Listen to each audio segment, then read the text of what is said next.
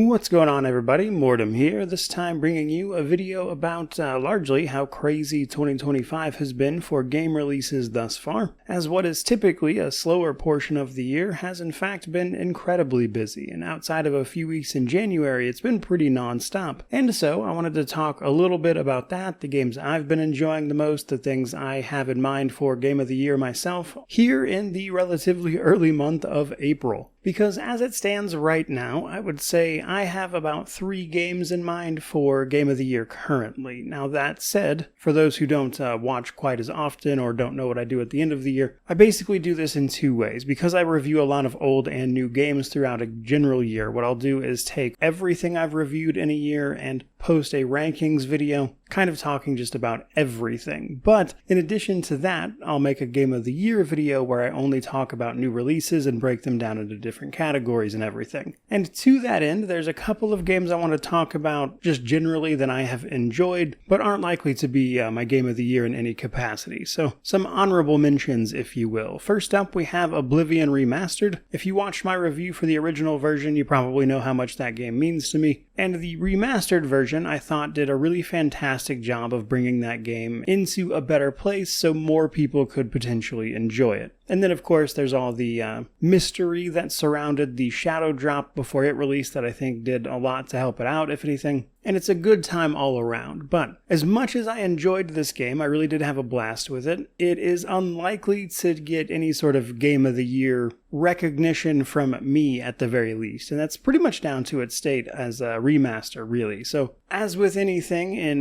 gaming or much of life in general, really, people have a whole bunch of mixed opinions about just the simple practice of remasters. And I don't mind them personally, as long as they don't distract from bringing in new things as well, because I think taking games like Oblivion that were really great in their own ways, but updating them so more people can enjoy them is overall a net positive. But to that end, I then think awarding things like a Game of the Year to what is effectively just a re-release sets a poor precedent, and I would simply prefer to keep things moving forward. So while I have enjoyed Oblivion, and it will likely then fall pretty high up on my overall rankings for the year, it's not a game I would consider for Game of the Year. Now, in a slightly similar vein, we have Avowed, which is another game that I really enjoyed, largely due to its setting of the Pillars of Eternity franchise. In terms of what it does for gameplay and everything, it's pretty good, but it's just not great. That said, if you watch the channel closely, you may just know that I am in fact the 15th person to have completed the Ultimate for Deadfire just recently, actually, a couple months ago. And I simply mentioned that to point out the fact that I really like the Pillars of Eternity universe, which was a big reason I was so invested in Avowed. And while I think on that side of things, the lore, they did a fantastic job on the actual sort of gameplay and scale side of things, I do find myself wishing they had been a bit more ambitious. It's definitely a game that feels like it plays it pretty safe. And while there's nothing inherently wrong with that, that's just obviously not the kind of game then that's going to stick out in terms of a Game of the Year conversation. So for those reasons, it's kind of a game that will rank decently on my end of year rankings, but probably won't wind up in any top spots, Game of the Year video or otherwise. Now, those sort of honorable mentions out of the way, the other 3 games that probably will take a top spot of some sort or another are, of course, what we're going to talk about next, starting with the first Berserker, Kazan. So Kazan is a game that has given me the feelings of a Souls-like that I haven't actually gotten since I played Dark Souls for the first time, way back when. But Kazan, set in the Dungeon Fighter Online universe using a sort of cel-shaded anime comic book art style, is a really compelling game on the combat side of things. It just feels great, the bosses feel fair, they do a fantastic job of teaching you things as you run into them, to then throw new challenges at you later, and just from top to bottom, it's a tremendous Souls-like. If you don't enjoy Souls-likes, it's probably a pretty useless title to you, but if you enjoy them, it is very, very good, not least of which because of what it picks up, or borrows maybe, from the Nioh series. Another series of games that I enjoyed a lot, and to that end, I think the first Berserker Kazan has a lot going for it. And despite spending like 6 hours on the last boss to do it in the hardest manner possible for the achievements, it's a game that I just had a ton of fun with, and then got that sense of fulfillment from actually overcoming its challenges. And while that is a common feeling associated with the Souls-like genre at this point, it's not a feeling that I get very often.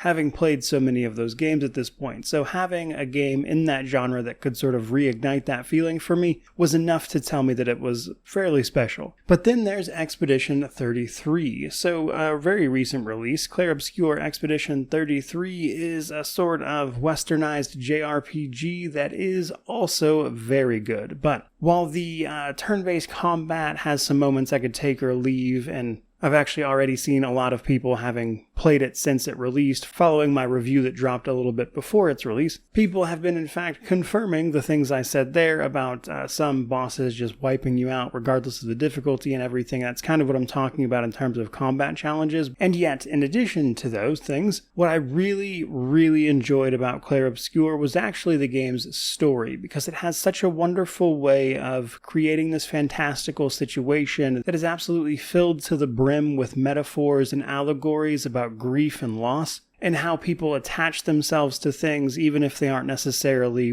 reality or worthwhile even. And then the loss of those things is still nonetheless very real regardless of the perception of physical reality around you. And again, it's just a beautiful story. And luckily, to coincide with that, the rest of the game surrounding that story is also pretty good. The combat, the progression, it has, again, some things I could take or leave, but by and large, a really great setup across the board, which is why I was very happy to see that game getting its flowers, so to speak, with a very successful launch. I definitely think they earned it, and while I think this one might win a category for me, it probably won't be my overall favorite. But I do think this game has a real shot at winning the actual Game of the Year. But that does bring me to my top spot, which is my current most played game this year, I believe, and in fact, my Game of the Year for 2025 thus far, which just so happens to be Kingdom Come Deliverance 2. This is a game that improved on the first one just across the board. It took so much of what I thought was a little janky and annoying about the first game and then fixed it up while keeping the core identity of what the game was all about to begin with. Combine that with then